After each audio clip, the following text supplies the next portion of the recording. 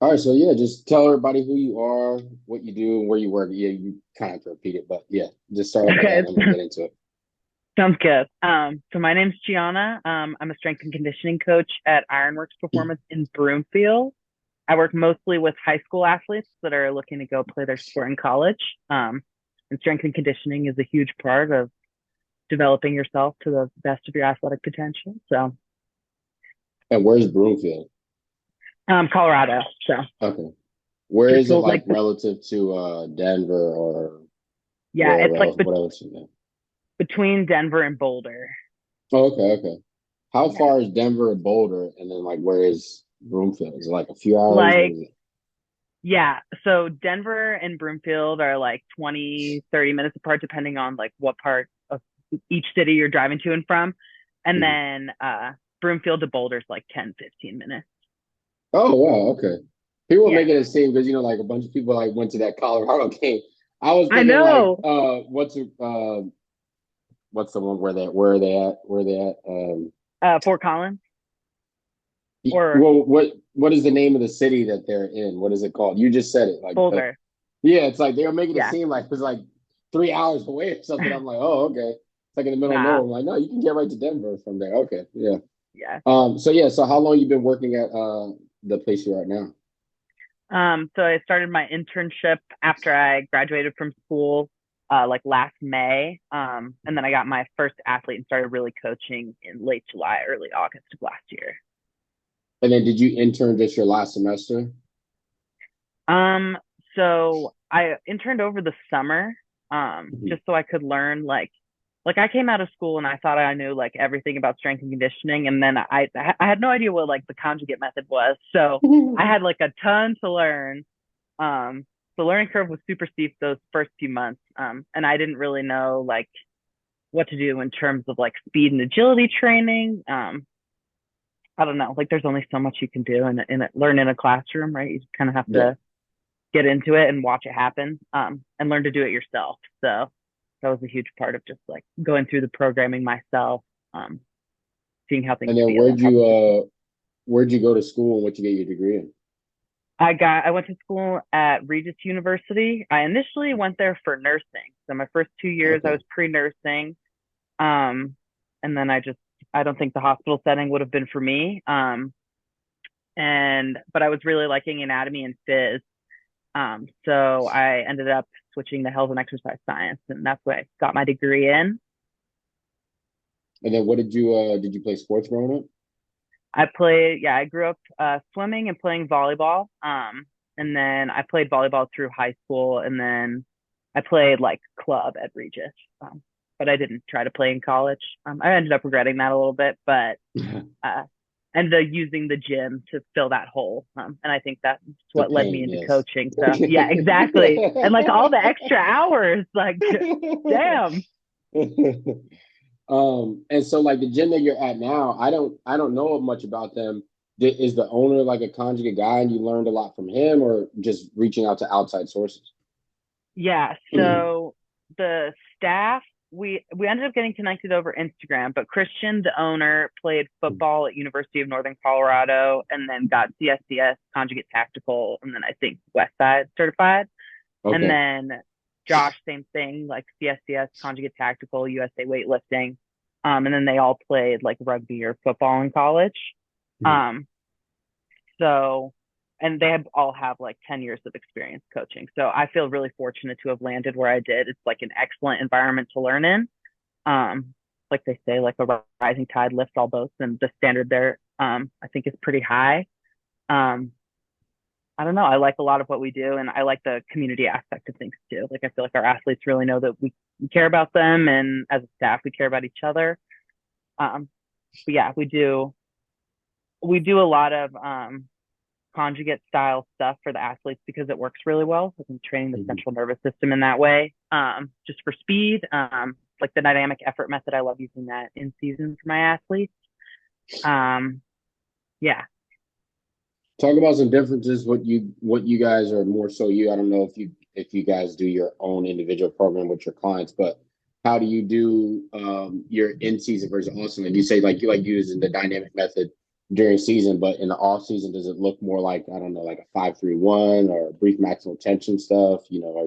Are you going a little heavier and focusing on that? Like, so talk about that. Yeah, for sure. That stuff depends a lot on training age. Like, I think I'm not super strict in terms of percents with the dynamic effort method, especially with novice athletes, just because they're gaining so much strength week to week that it wouldn't really make sense to keep them at like 60% of their initial whatever.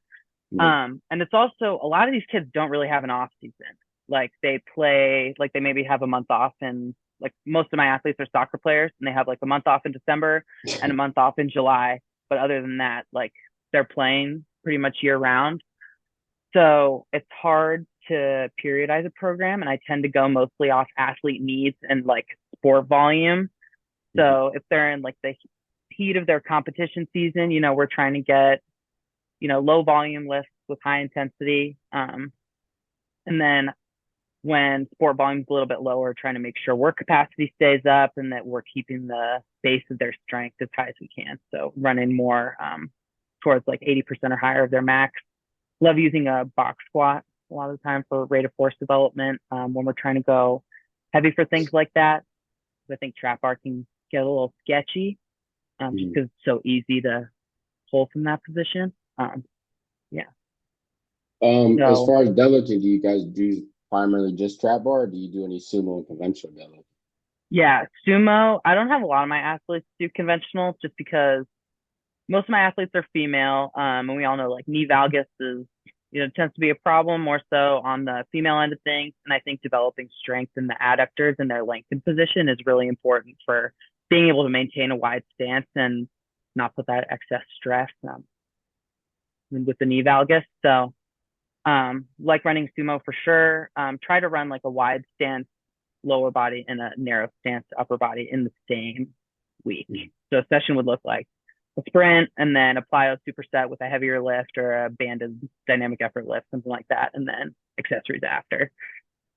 For your soccer players, do you do a lot of like circuits, giant sets, supersets with their accessories, or do you ever go through phases where like, all right, we're going to try to actually like put on some muscle and lay off the conditioning kind of base? Yeah, honestly, a lot of it is like tempo and like 6 to 8 rep range. So like really like hypertrophy stimulus based. Because yeah, if I could give most of my athletes a pill to like make them gain 20 pounds, I would. Especially on the girl side of things, and they're really afraid to gain weight. But yeah, gaining muscle is a good way to get faster and just be overall better at your sport. And it's kind of hard to drive that home when people are caught up in the numbers, on the scale or whatever it may be. Yeah. And now, like, what the other sports that you do train, what are some differences between how you train your soccer players compared to those ones? Really, I tend not to go based on sport needs, but more athlete needs. I feel like people fall into different categories of like needing work capacity. Like a lot of these kids just like don't have a base to work from. And, like I used to try to use like winning warm-ups at the beginning, but it was like just completely gassing kids. And I was like, okay, we need to start somewhere else, like build an aerobic base. Cause like your warm-up shouldn't be taking like 25, 30 minutes out of the lift. But yeah. And then like people who need to gain weight tend to do more of a hypertrophy stimulus. And I really just try to drive home the eating part. But training age has a huge effect on that. Some kids, lifted with their parents before coming in, and that's always a great asset to have. So for those kids that are a bit more advanced and developed and have just more like motor control, tend to do a little bit more just like complicated things, I guess. Sorry, I got a little distracted thinking about the session that I have to run later. Let me ask you that question again.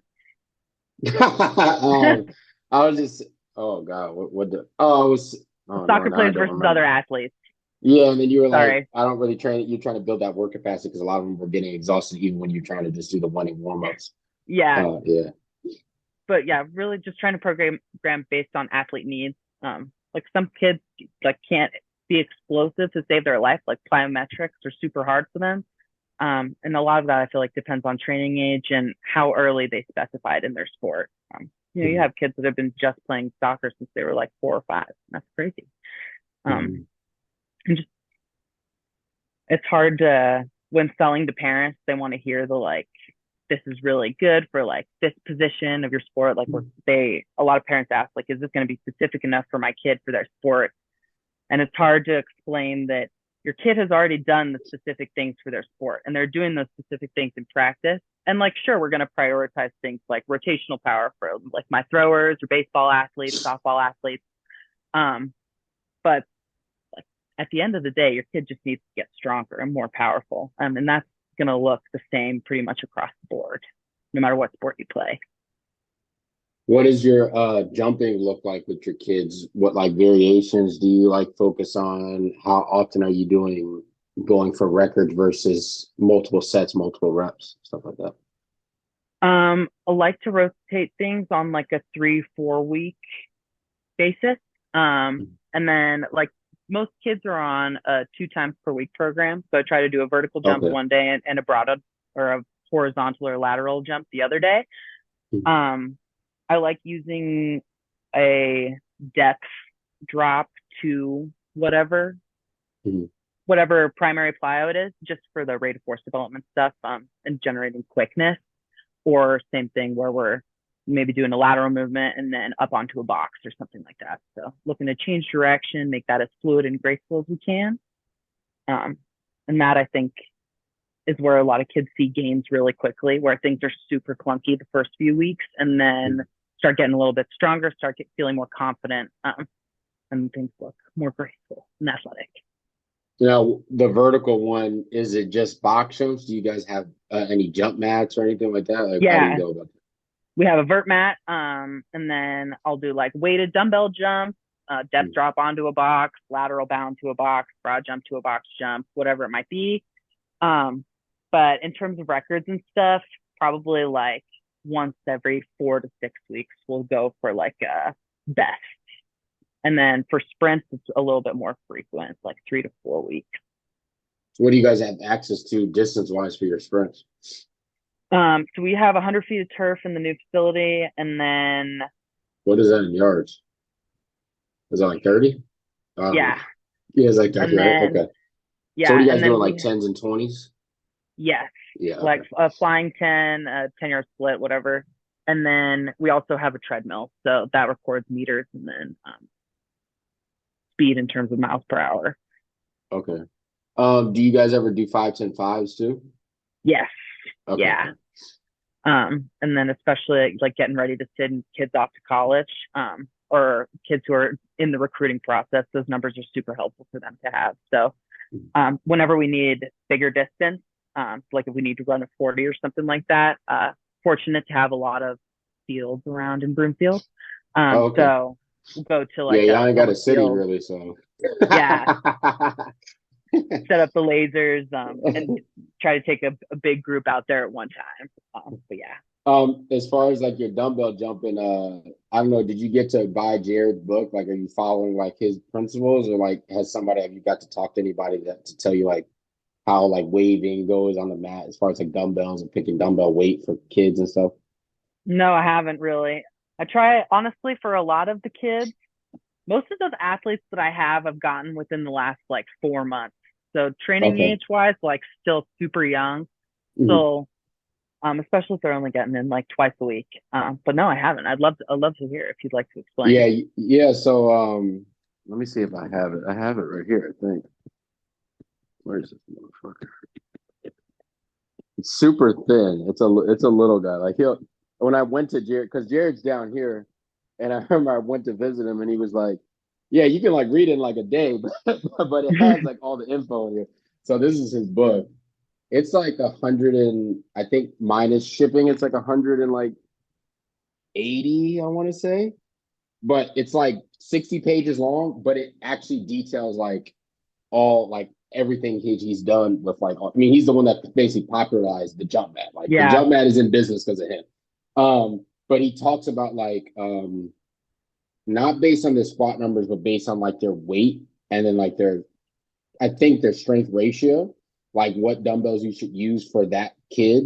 Because like he has kids that squat like a house and they're like 14. They may use a heavier dumbbell than somebody Yeah. that's 18 that's really weak. Because he talks about like finding the sweet spot when it's like, okay, this kid's going to use 20s, 25, 30s because those are not too light, not too heavy to actually like provide the stimulus. So when you go back and forth, and then he talks about like how to actually like wave it, how long you use those dumbbells, and then like how he goes like how many attempts of dumbbells compared to how many without. So it is huge. Like I would say like it's like we all talked about like, yeah, Jared, that's great and all, but can you tell us like what you do as far as with the weights? Because that's the way more complicated part. Yeah. I feel like really like the Explosive jumping, it's mechanics. like, yeah, explosive mechanics. Like I tell people it's like the jumping, you can kind of fuck around on that jump mat.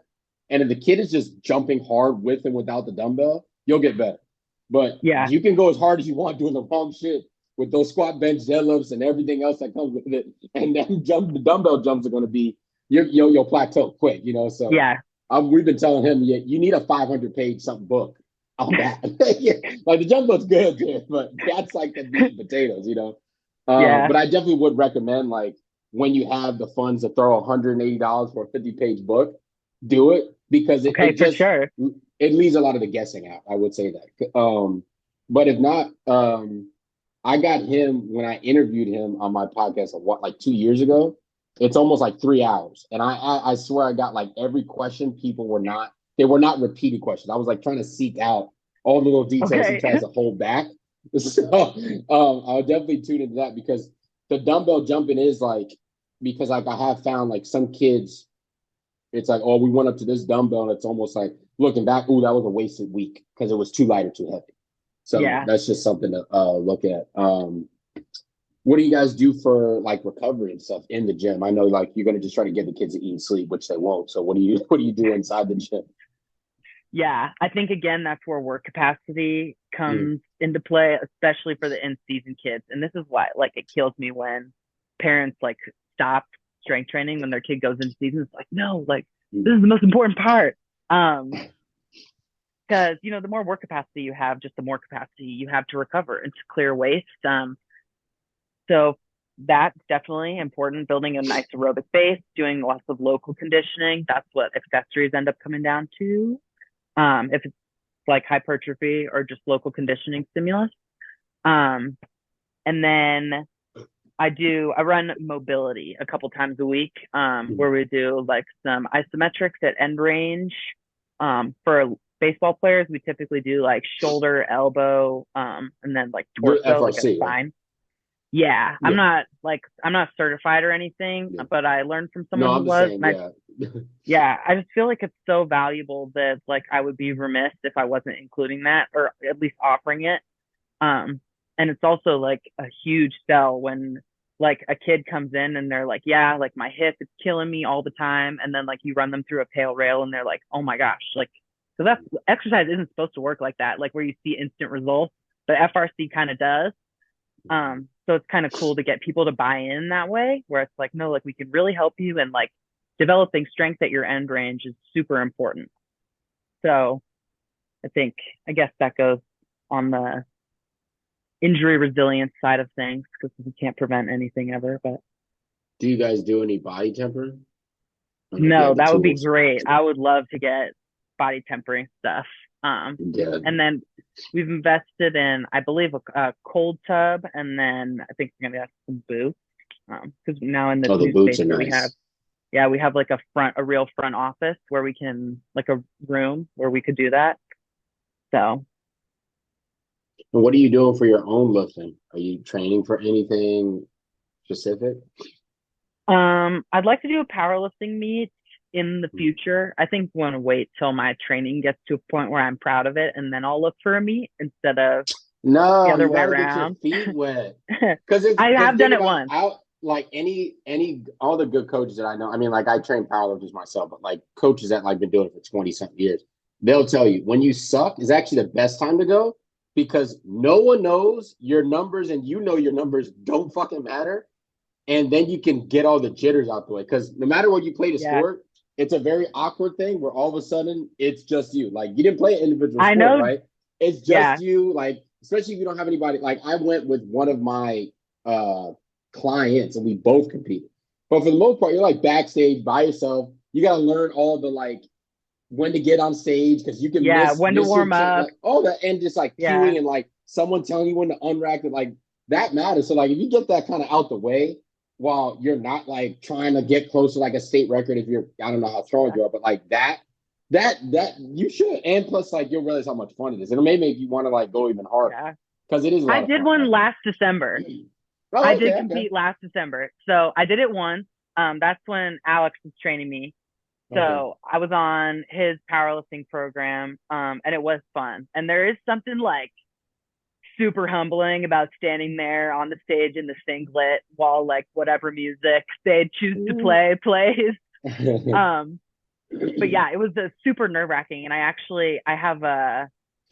train a thrower, and she's got issues with some performance anxiety. So I was like, I think you should do a powerlifting meet because the demands, like pressure wise, are pretty similar. Where it's like just you, all eyes are on you, and you have to execute. So she's gonna do one in November. So that'll be cool Okay. to see. Yeah. But yeah, I will do another one. I just like my squat hasn't. I've been figuring out my squat for a long time, and it's been frustrating. So I want to get to a point where I'm like proud of my squat number again. What is it And right then I'll now? go for it. I think the last time I maxed, I think I failed 252 after hitting 246. And what? How I, tall are you? I'm 5'11" and like Yeah, change. I mean, my wife is 5'9.5". I mean, I'm guessing you're gonna have a long femurs and a short torso. You're never gonna be great at squatting. So, like, Yeah, if you've only been doing it for like 2 years, yeah, and you gotta give yeah, yourself time. Plus, like the best girls, like I imagine you're not weighing, let's say 180 or above. You're like a lighter weight and tall girl. Yeah, your squat's not gonna be great. Neither it's probably is your not bench. I'm good. sure your deadlift is pretty good. Is your deadlift pretty good? Yeah, Yeah, there you yeah. go. Like You got long maybe I'll arms. do push Yeah, pull. that's not bad. I mean, but like, because like girls, like I want to say like the state to national record girls that are like under the 180 something that are not on drugs, like it's probably in the threes. Like Yeah, maybe the best all time is four. So like 4. Yeah, you're in the mid twos, that's not bad. I mean, like at any meet, you'll look just like everybody else, pretty much. yeah. Like, But I don't want to look like everybody else. You know what I but mean? then there's that one 14-year-old girl that's been only lifting and didn't know the sport since she was 5, and she's squatting 400 and benches Yeah, 225. Like, hella but that's how it true. is. I mean, as long as like I'm one of those people that like it motivates me, and like I like that. Like I like going to meets, and I've been at meets where there's a girl and she's 10 pounds off my bench, and I'm like, Jesus Christ, and weighs a lot less than me. And it's like, Yeah, okay, I'm gonna go. Some people they see that and then they're like, quit the sport. And it's like, no, motherfucker, like, there you go. yeah, That's your motivation. yeah. How's your gym as far as lifters? Do you guys have lifters at your gym? Um, so we have like a decent amount of the adult clients that come in are power Hmm. lifters or CrossFitters of some kind, and Okay. they just have like an open gym membership to come in and use the space. Um, and some of them are on our powerlifting programming. So I want to say that all of our coaches are on the powerlifting program, including me. Um, and Josh Collins, who's the director of strength and conditioning at IronWorks, writes all that. Um, we've been using the 3-rep APRE or ARPE. I can never Hmm. remember what order the letters are in. Yeah, yeah. Um, Auto regulatory progressive exercise, ARPE. Hmm. Um, and I like that a lot. And I use it with my athletes too, especially when we talked a little bit earlier about like programming strength stuff in season. And that's something that I like to use, the 3-rep or the 6-rep, just because the auto regulatory portion takes out the guesswork for me. Like if they're not recovering or they're like lying to me about like how much they're sleeping or eating, like I'm going to be able to tell. So I think that's like a good safety net. And I like using that for at least one movement during the week where it's like a 10, 6, 3 max max for your last 2 sets. And then depending on how many reps you get, you go up and down and wait for your 5th set and How then for the much next week. being that the soccer players, they're generally tremendously weak upper body, and then you're dealing with a lot of girl soccer players, being that they don't really use their upper body much, I guess, except a goalie. like, are you pushing that hard? Because I found that that's what I was doing with my soccer players. I was pushing that hard because I was like, your body just so far behind, and you don't use it, so we can fuck around and really kind of train your body like a powerlifter. Like, what do you kind of Yeah. do with that? I've been using Z press for most of my Mm. athletes, regardless, just because number one, I think it's great for like thoracic mobility and like scapular mobility on the rib cage. But it's also like super hard, and I personally hate doing it. So that means it's probably a good exercise. Mm-hmm. So I like using Z press, and then for accessories, typically I'll have them do like a 30-degree incline bench or a Okay. push up or something like that. Just because like it is a contact sport and I forget about that a lot of times. But especially my girls who play defense, like they have to be ready to, you know, have a sturdy base and hold their own with another girl. Mm-hmm. So I think that's important. And then I'm starting to run bench with a couple of my players that have been with me for a few months starting next week. So we'll see how that goes. What do you guys do for the entire course? So abs, obliques, and low back. Um, I like a plank or a plank variation a lot. And then I like doing dynamic flexion extension with the med ball, like over a BOSU or something like that. Okay. Like into a But throw, like go back into a throw. You saying okay? yeah. But I like regular plank, side plank, Copenhagen plank. Also, again, huge for the adductors, which I Mm-hmm. just think they get left out a lot. You know, it seems like No, I a mean lot every of time I programs give them like up. have gotten weaker, that abductor strain is like always at a moment ready to go. So Yeah, yeah. seriously. Where you're like, oh shit, like that did not feel good. Yeah. And then I like a side plank for glute med where you're like up on your bottom knee instead of I know what you're talking about. Yeah, yeah, like yeah, an yeah. abduction kind of plank. Hmm. Hanging leg raises, uh, foot elevated crunch, abs gar hammer. I think that's pretty much everything I use. And then what about for the low back? Low back, reverse hyper all day, every day, man. And then I like to teach spinal segmentation too. A lot of girls complain about low back pain, and it's, Hmm. you know, your hips and your low back are doing everything together. So you need to figure out how to divorce the two and have them dissociate. So I think just the motor control component there is super important, and learning how things are supposed to feel. But yeah, reverse hyper, back extension, full GHD. You know, that's mostly hamstring, but there's low back in there too. Yeah. Um, I don't have anybody doing Jefferson curls. At some point, I would like to throw those in. And it's also hard when you only have like an hour twice a week Right. Yeah. to I mean, that's cover like, everything. half as many times you want to see it. Like it's almost like a year progress is essentially going to take 2 years, minus the injuries that they may acquire from playing so much soccer. Right? So Exactly. Yeah. it's like you have them hopefully all year in college, and then college. I mean, all the years in high school, then like college, you can really like start throwing in the I can trust you to do this. If you fuck around, you're gonna get hurt. Yeah. Exercise, Exactly.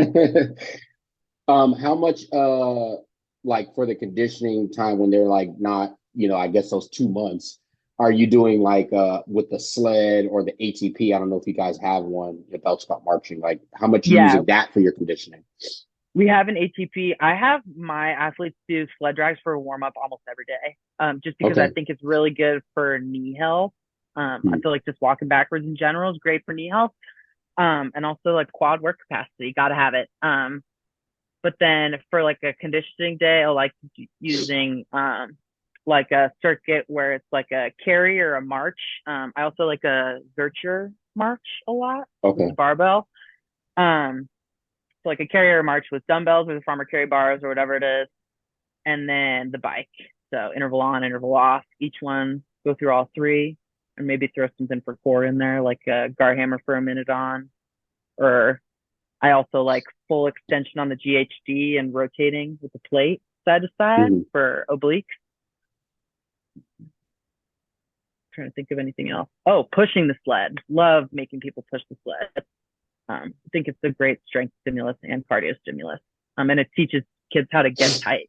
So I think it Hmm. carries over to barbell movement super well for that reason.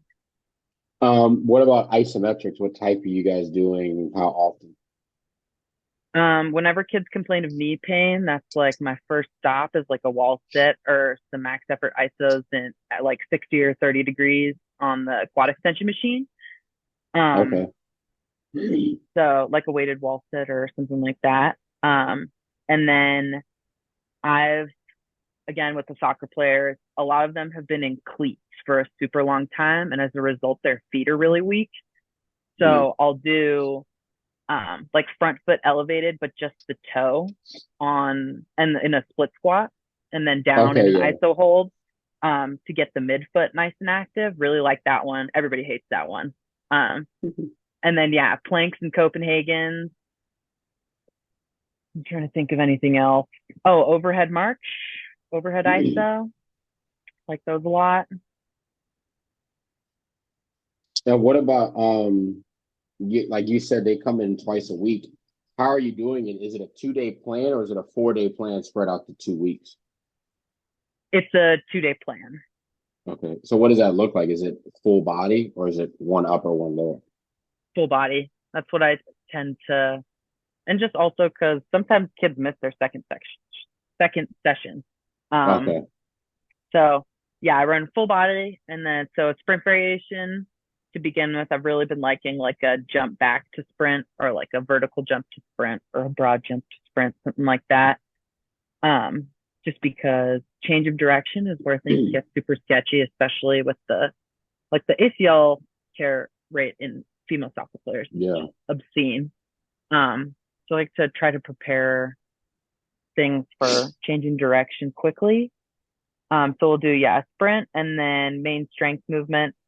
So right now I'll just like one of my athletes as an example, like she had a jump back to sprint, so 4 by like 15 yards, and then go over and sumo deadlift 6 by 3 for speed, superset with a reactive broad jump, and then went into a Copenhagen raise superset with a bent over row, and then a tempo quad extension superset with flat dumbbell bench, and then ball slams to finish.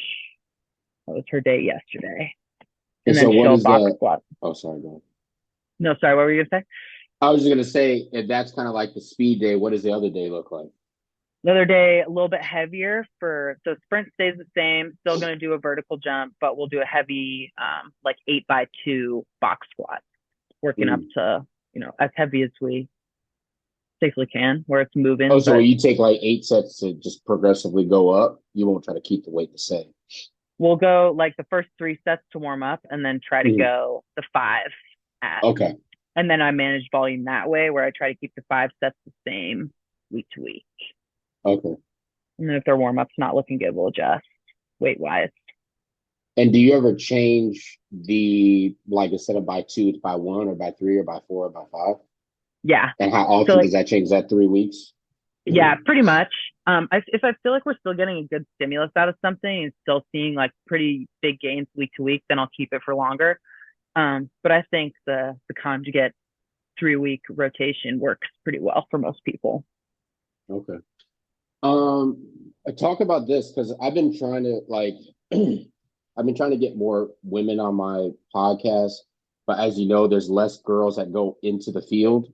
And then just like my men, I'm picking people who actually are good. So like what have you found like difficulty as being a girl or well woman in this industry if you've had any? I don't know if you work with like the best men on earth at your gym or like has there been any, like, okay, this is cool, but this part I'm like, oh, this is definitely different for me because I'm a girl. Yeah. I've been asked out by clients more than once. Don't do that. Yeah, girls Like, don't do that to do. don't It's do weird. That is that. That's funny. so weird. Because now I'm forced to sit with you for the rest of the time that we're together. That's so awkward. Why would you do that to me? They're like, I still need his money. Exactly. Like I can't afford to lose you as a client, but now, damn it. Um, so yeah, not psyched about that part. I've had a coach in the past like make comments to my coworkers about how like he was gonna sleep with me or whatever. Dang. Um, so yeah, I ended up leaving that coach for that reason. Not a good look, especially in Colorado's a small world, the strength coaching world. So True, right? Yeah. things come back around. And then parents, um, especially when I've tried to recruit high school boys, like parents are Mm, like, well, he really wants to work with a guy. And I'm like, okay, like mm, go work with a guy. That's fine. Because I'm not interested in having to like prove my value as a coach to your mm, 16-year-old son. That's just not my job. yeah. Um, I know that what I do works. And there's really no difference between training men and training women, other than like women might be able to accommodate more volume because we produce less force on average. So, you know, um, but yeah, I feel like my coworkers have never treated me any differently. I don't feel that way at all. Okay. I feel like super lucky to have landed in the environment where I did. Um, and I know that they're like, they have my back if I'm not in the room, and I feel like Okay. that's a good feeling to have. But yeah, I don't know. It's not really, I don't think about it all that much because it's, I know that I'm good at my job, and I have the results to prove that I'm good at my job. So I don't care if you think I'm good at my job just because I'm a girl. Um, and the one thing that I will say is like a positive is that I feel like I've gotten a lot of female athletes because their parents were looking for a female coach. So I feel like it might have even Yeah. helped me. I was And like, obviously, yours is the tougher one. It's the we don't believe you can do it, or the boy doesn't want to because he doesn't believe. Where it's more, but like, there's going to be parents that won't want to train with a boy because they don't want to yeah, risk the creep action because God knows how many teachers have already been creeping on them. You know what I mean? So they don't want one more added to that. Like yeah, 100%. I have a lot of female athletes, and I've always said this. I'm like, I find it funny that God damn it, my dog's throwing up. That's nice. Um, like volleyball and soccer. And it's like that is like one of the two like really like known, especially like in America at least, like girls mostly play it. And it's like dominated by male coaches. And I'm like, something's a Why? little off here. Yeah, exactly. Yeah, something ain't right. Yeah. um yeah, so what are your goals like going forward? Like, do you want to own your own gym? Do you just want to be like the baddest bitch strength coach like of all time? Like what are your goals? Um, I really, I'm really like happy with where I am right Mm, now. I think this time last year, I was really afraid that coaching would not be a career for me. I was like mm, so broke and I was working like three jobs, trying to recruit athletes to come work with me and nobody wanted to. mm, Um, and like I had friends and family that were like, like maybe you should just find a 9 to 5 and like have a guaranteed paycheck. But I'm really glad I stuck with it. I'm super grateful to be where I am now. I want to continue to work with athletes in my like local area. I hope to expand a little bit more beyond soccer. I think like 80% of my athletes are soccer athletes. So I'd love to work with just more sports. Um, I'd like to go back to school at some point. I think master's in sports medicine or something like that would be really interesting. What job do you get with the sports medicine when I can't does that usually lead to the sports medicine doc like you got to get the PhD or you're good with the master's and you can do something with I think with it? the master's, you're qualified to do certain things Mhm. um, like different physical manipulations or like um, maybe you can dry needle. I know chiropractors can dry needle. Maybe Right. sports Okay. med doctors can too. Um, but I really like to learn. I'd like to continue my education in some way, whether that's going back to school or getting another certificate or whatever. But for right now, I just need to, make money and save and um, yeah. But I'm super grateful to be where I am, and for everybody who's like mentored me and taught me things along the way because I don't know. I feel like I've like tripled the knowledge that I had since I left school. And I think being a coach is awesome. It's cool to be able to be a person in a kid's life where like you get to like care about them and like let them know that like you give a shit about them and that like they have someone in their corner. Because high school isn't the best time for everybody. And sometimes being a teenager means that you butt heads with your parents constantly. And so it's good to have like an adult in your corner who's looking out for you. And I feel lucky to be able to be that person. Mhm. I will say, like you said, like I wish I could work with more than just a lot of soccer players, but like I made like, especially when I was working at the old place I was working at, I was primarily working mostly with volleyball players, just because none of the other coaches really cared about training the females. And I made females stronger than some of the males in that gym, and I started getting other sports. So you start Mm-hmm. making those girls, and as your numbers, and you post them too, and you squat and deadlift, and maybe even close to benching, because for the most part, unless they play football, and even nowadays, because a lot of them don't lift, you'll be stronger than some of them boys, maybe up to the senior year. And then if you get some of them girls, because girls too, it because most people deadlift so bad. Boys think a good deadlift is like 400. Once a girl starts getting like 315, they're like, wait a minute. And she started at 100 and something, and the form was shit. I'm gonna have to train with her. And then just the vertical, because a lot of boys will come in. I don't know if you how many, but a lot of like the average boy will come in with like a 25-inch vert. You can get a girl to 25 inches pretty quick. Oh, yeah. So it's like you say, hey, 100%. come over here, and then you say, let me, hey, Casey, go demo the jump, and then the boy gets like an inch or two better, and they're like, you just sold him. Yeah. It's easy, you Right? know? 100%. So it's Yeah. like you never But want to be like all in one sport, but sometimes if you make that sport that is the you shouldn't lift, or it's the forgotten one in the school, and then like all of a sudden maybe you get a bunch on one team and they all of a sudden look so much better because of you, like you'll get more people. yeah. It just takes time, you know. Yeah. Like, The word of mouth thing, it takes time, but it works mhm, eventually. 100%. yeah. Do you think you always want to stay in Colorado? That's a good question. All of my family is in California.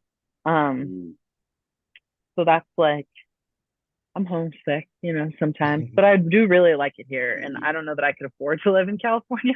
So, Right. um, yeah, I like Colorado a lot. I like that we have the seasons. I think the people here are really high quality. Like everybody has a dog. Love that.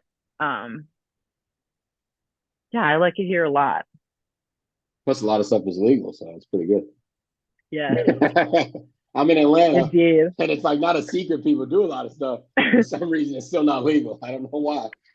Look at New York, it's Well, legal now. And I'm like, yeah. great. When I moved away, yeah. No. How's your client doing that had cancer or has cancer or whatever? So she's in remission. Yeah. Nice. Okay, there you go. Yeah. So I think And she's still receiving treatment, but she's in mhm, remission. okay. Yeah. And did she end up? Did you guys get to like the talk that we had? Did it help at all? Was she able to train in some capacity? So she was able to train in some capacity. She didn't end up doing strength training. I think she Hmm. tried initially and just the fatigue was Hmm. insane. Yeah.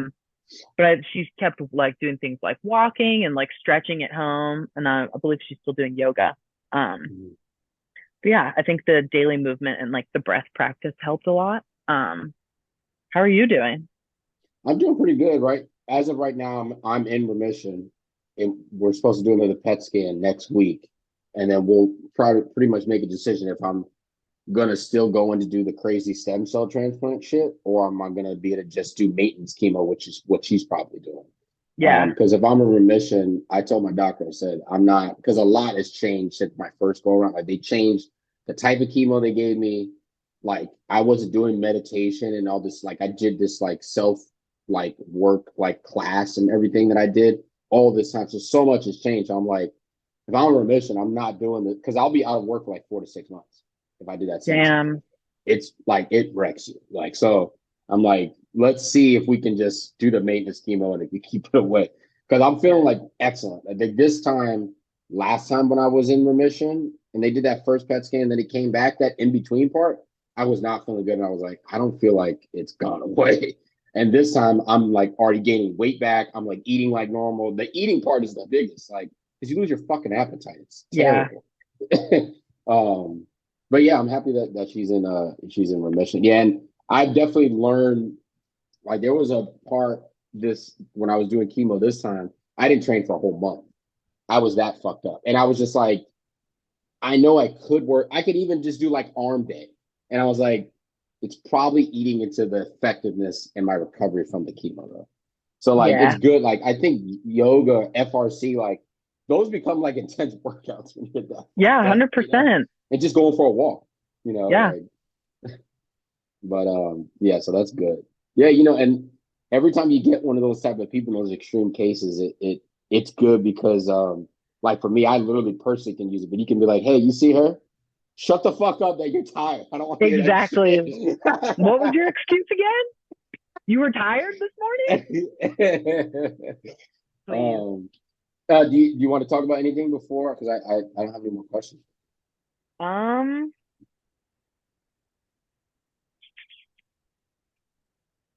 I don't know. Just like how's your life? How's your training going? Still But doing basically just started back. So now I'm doing that. So it's basically just bodybuilding right now because I'm just trying to gain my size back because I know if I try to like do barbell shit like heavy, like right now I'm doing like speed bench, speed squat, speed deadlift, and my Mhm. explosiveness is pretty much there. But I know my maximum strength is like 20% off each lift.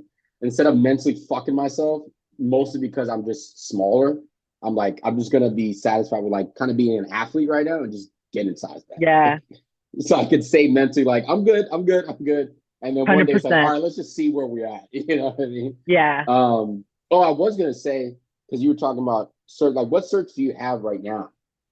I don't have any certs. Oh, I because you got took your degree, so CSCS, yeah. and I passed the scientific foundations part like super easy, and I failed the practical application part by 2 questions.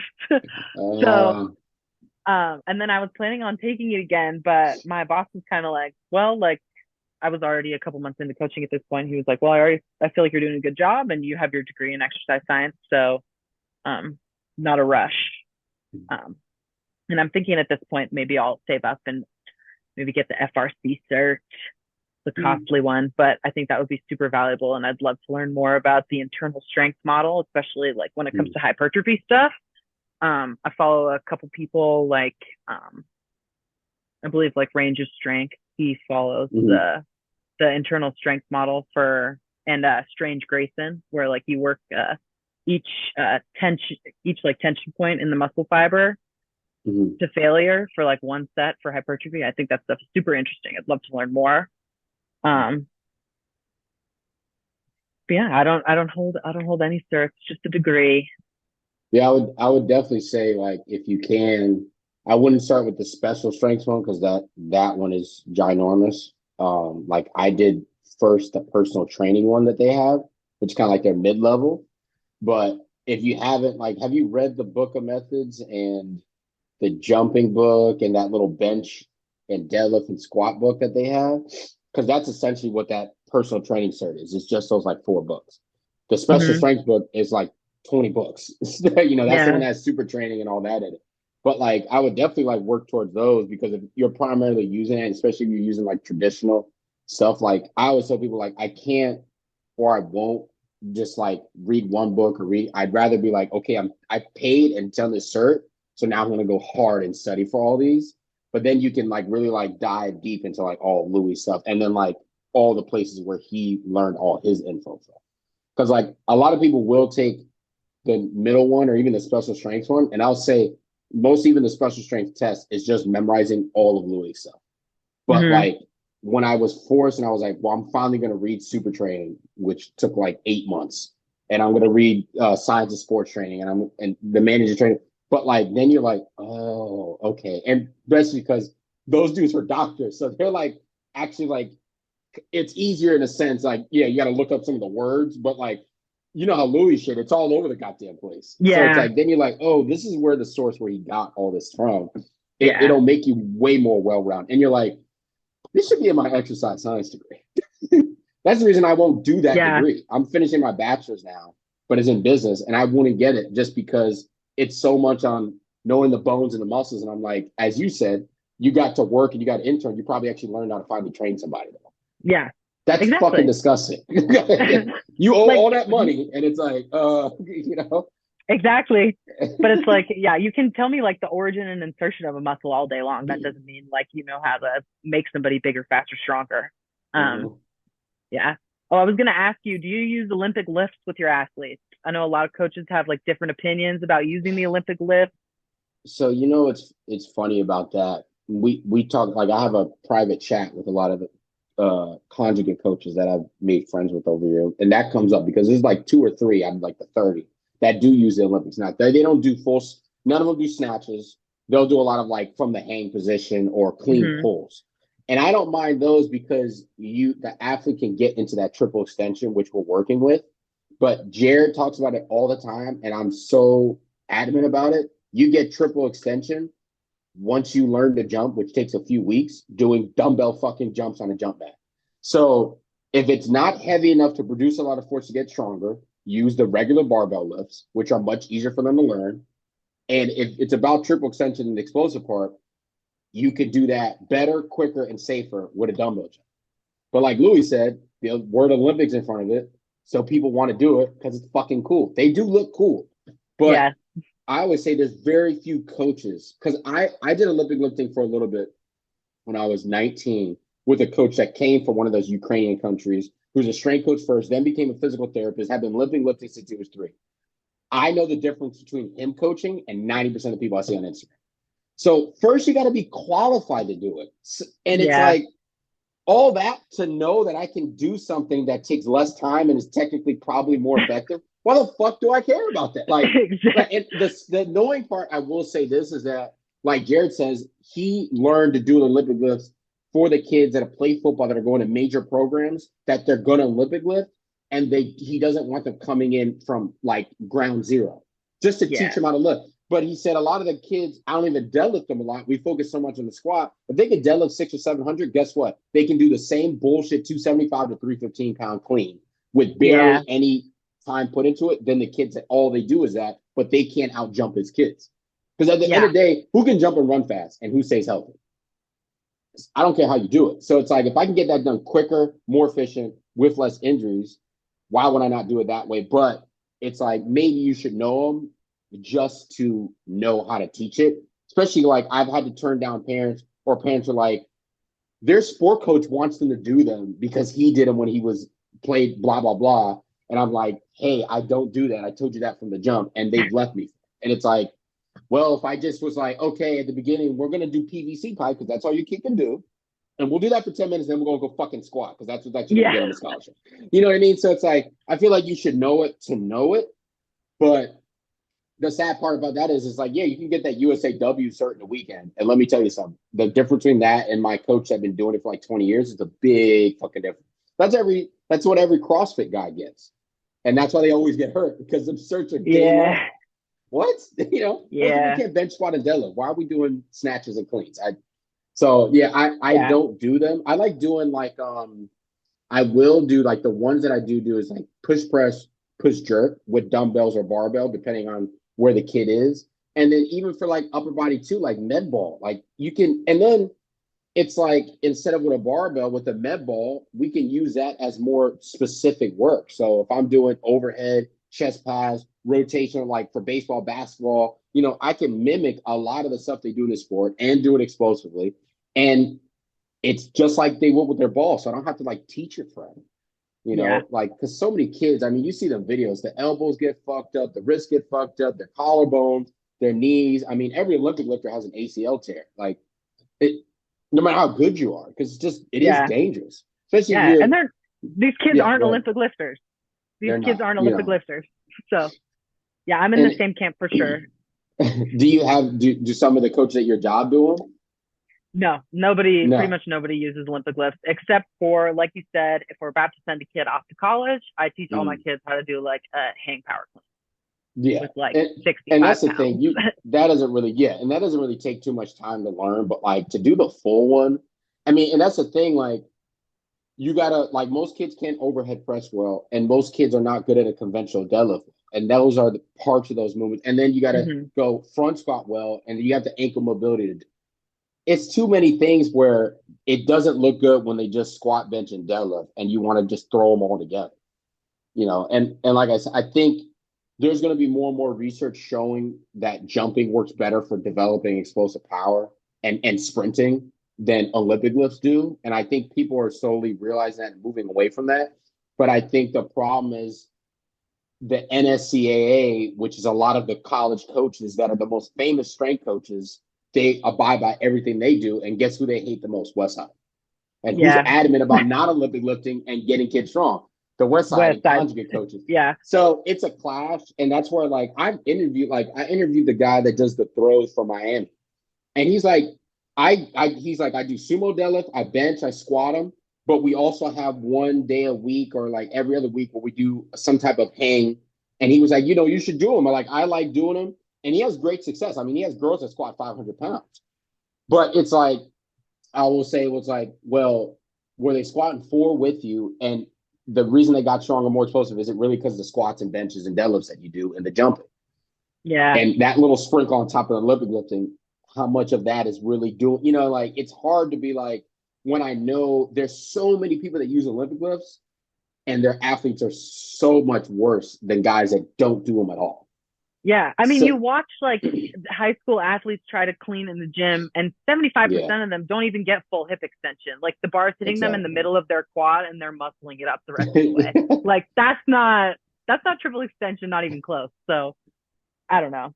Like if and that's it's your reason for it, then they better be doing it correctly. You better coach it correctly. and a lot of those same coaches are the ones that say the back squat is dangerous and Olympic lifting is not. And I'm like, some of you are posting videos of these terrible Olympic lifts, and it's like, but they did 315. And I'm like, how's that any different than saying, but they did 315 on a squat or deadlift, except they didn't jump with that weight? I mean, you're telling me, how is that more safe? It's like, they'll be like, benching is not specific. Why is Olympic lifting specific? Just because we jump Yeah. with it? They jump on a Bosu ball. Is that not specific because they jump? Like, fuck it. It don't make Yeah. no sense. You know what I mean? But No. I think that's where it comes down to like people's mentor or like whoever they followed or wherever they went to school. They have a degree or they've gotten results with them, and it's like they just blindly follow. So like the Olympic lifting thing has been like the thing for so long. So I think it's just hard to undo, like especially because it just looks so cool. It has that cool factor, and like people think bench squatting and deadlifting is so boring, but I'm like, most of you can't do it right. It's still Yeah. challenging, trust me. And if it was easy, everybody, I mean, most high school boys I know, even in play football, I deal with a lot of private school kids too. So they're not the best athletes. They're not squatting three something with a lot of them can't even squat 135 to death with good form. Yeah. And we're talking about like, yeah, but they should do Olympic lift. So no. Yeah. It's like the same thing with like more sports specific practice. When parents are like, Mhm. they're going to be out for like a week or two. They've got skill camp in another state. And it's like, oh my God, why? Like your kid can't goblet squat 45 pounds. Like they've done all of the sports specific things up to this point. Like what haven't we developed? Like let's try training the central nervous system a little bit. Let's try, I don't know. And do you train any your volleyball since you played? I don't know how Yeah. big volleyball is out there. I have two athletes. One of them's headed to Texas Tech, and then the other is headed to Belmont Abbey College. They're both. Okay. One of them is a middle. One of them is a right side. But yeah, they love the trap bar with bands. I think that's great for them just to encourage the like snapping through. Like if we're talking triple extension, I think the banded trap bar deadlift is a great way to do that, just because the band's getting tighter and tighter as you go up. So you got to make sure you drive your glutes all the way forward. Yeah. And then one of them had I think frayed her labrum last year, so she's had some shoulder Mm. trouble. So we've just been trying to beef up like her brakes, like all of her rear delt, carries, traps, all that stuff, and that seems to have helped her a lot. So yeah, it's fun to get to coach kids and then like watch videos of them playing. With your volleyball girls, do you guys have a vertec to do like their approach that they love to We do? can we can do it on the mat, Okay, yeah. but we don't have a vertec. I wish we did, because I think the external stimulus is just Hmm. it Especially for works them, better. they kind of get in their head about like I gotta go and reach. I mean, same thing with the basketball players because that's really all they ever do is jumping for a reach. Hmm. How's it been trying to get your like? Do you have a lot of soccer players that don't use their arms when they jump? Or That swing shit is so down. funny. Yeah, yeah. Yeah. They do. The cool thing though with them is that a lot of times they do get pretty vertical because when they jump is like with their fucking head. And a lot of Yeah, times kids on the jump exactly. mat, they're like looking down. And it's like you're taking away from your vert from doing Yeah, that. they look like a C, like their Yeah, yeah, legs are pointed forward and their head is down. yeah. Yeah, so Oh, funny. that reminds me another. I would say another cert that I would say do, and this one is probably the cheapest out of the ones that's for like sports training. Is do you know Brandon Bird? He goes by Bird Sports Performance on For sports Instagram. performance, yeah. Yeah, so he has his own cert, and I want to say, like, I think I did mine. I think it was 1,200, but I paid 3 or 4 payments of 300. But I think I put it on to other friends, and he's done it as low as like 100 something a month. And let me tell you, it's better than probably all those because it's literally like talking to Louis because he trained under Buddy Morris when he was at Penn State when he ran there 20 years ago, whatever. And then he Oh, visited damn. Louis like God knows how many times. And he flew Dick's heart so out. So Bird is like the Damn. guy. Like Okay. he's taken everything and applied it. But his so like what you do is like it's like 8 or 9 documents, and then every time he sends you a document, you're just on the phone with him going over it. Now he is a long talker, but if you have questions and like he will it's like almost like you're listening to super training. He will give you every scenario possible. And like so most of the phone calls like 3 or 4 hours. Like, but I had like 20 pages of notes off of those like 400 word documents. And like, so he goes over everything. So you're learning it from the horse's mouth. So I would say that one is probably one of the best because you'll learn peaking, phasing out people, like waving in the different, like with all the explosive, the dynamic waves, how to use all the different percentages, and then like all the jump variation that he does. He has a whole section that's just basically teaching you all the Dick Hartzell stuff, so all the voodoo floss and the banded distraction stuff. Like I've seen him. He sent me videos where a girl walked in the gym in a boot, was supposed to be out for 3 weeks. That same day, he has her running in the gym. Dude is that so like Dang. him and I would say probably Buddy and probably like Nate Harvey. I don't know if you know a guy named Mark Deppen, though he's a strength coach at Donovan Catholic. Like there's some of like they're like the in that 40s to 50s category of like the OGs of like the next like Charles Poliquin and Louis, them died. Hmm. And it's like them and like Dave Tate, those are like the remaining guys. But to be able to literally talk to Bird all like for your cert, like that is tremendous. So I would definitely recommend that. And he's like Okay, the for coolest sure. dude. And you'll have his number for like you say, hey, Bird, can I call you? He'll call you back at midnight and want to talk before, but like this is all he does. He just lives and breathes it. So like that one I always try, and not just because he's my boy, but like literally like if I had to choose between that and the special strength cert, I would pick that one every time, just Okay. because you're literally getting to talk to him the entire time, and Okay. he's read all those books 3 4 times over. You know what I mean? So, um, yeah. So it was awesome talking to you. I hope I Yeah, get thank to you so much. see you. Yeah, I hope I get to see you at either the next time I have my seminar or maybe just one of the like I would like maybe the Swiss. I don't know if you've heard of that. That's the one that Elite TS does. I definitely recommend to go that one. That one's just it's fucking pricey though. Okay. It's like 700 for like the 2 days, and then you obviously got to pay for flight and hotel. So Yeah. and it's just a day, but it counts as continued education to most of the like well known certs. But then you just meet everybody, which is like the cool thing. Like you'll meet Laura Yeah. Phelps and Dave Tate and JL and all of them. So like that's like it's more of like a meet all of the strength conditioning like idols because they all talk for Yeah. just the 1 hour, but it's just really cool to like meet all those people. But yeah, I hope to meet you in person soon, and then I'll definitely like we're talking about maybe doing eventually the cert somewhere like middle of the country. I mean, not the cert, the seminar, maybe middle of the country, just because like Alex and everybody that I have so many coaches now that I know that are California, Colorado, Utah, and they're like, yo, coming over to the East Coast, so it's a Yeah. bitch. So yeah, definitely like to meet you definitely in person one day. And like before, like I said, if you have any questions or anything, just always shoot me a text. And I'm always trying to help people because that's what Louis did. Thank you. Yeah, Yeah, I yeah. think I still feel like like a baby in the field. You know what I mean? Like I still Mhm. feel like very young. And I know You're a that I have a baby, lot more then to I'm learn. four, So like so we're all, it's just the next level, and every level, your job is to try to make the level one below you avoid some of the mistakes. That's all you can do. right? Yeah. Yeah. That's all you can do. So hopefully 40 years from now, there's just literally going to be the perfect program, and the motherfucker just has to read it, Yeah. So it was a pleasure talking to you. Oh, tell everybody where they can find you, hit you on Instagram, like all that type of stuff. Oh yeah. My Instagram is at Gianna Lift. And then feel free to email me at GSULL at ironworksperformance.com. And then I don't have a LinkedIn or anything like that. So that's all for me. But yeah, and if you happen to be listening to this and you're local in Broomfield or Boulder, stop by and Mm. see us. We'd love to have you by for a session. Um, yeah, thank you so much for having me on. It's been great to talk to you.